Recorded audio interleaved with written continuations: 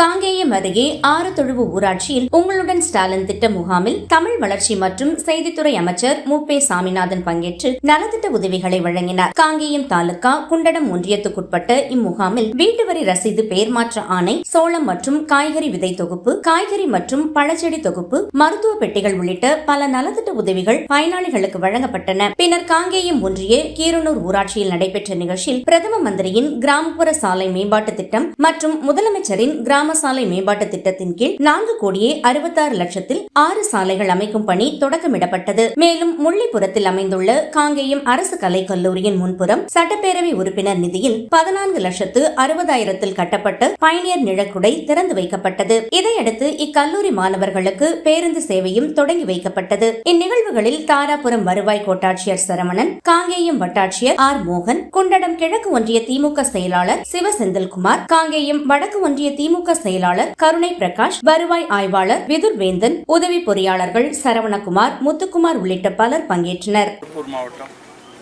காங்கேயம் சட்டமன்ற தொகுதிக்குட்பட்ட காங்கேயம் ஊராட்சி கீரனூர் ஊராட்சியில் பல்வேறு சாலை பணிகளுக்கு இன்றைக்கு அடிக்கல் நாட்டப்பட்டிருக்கிறது.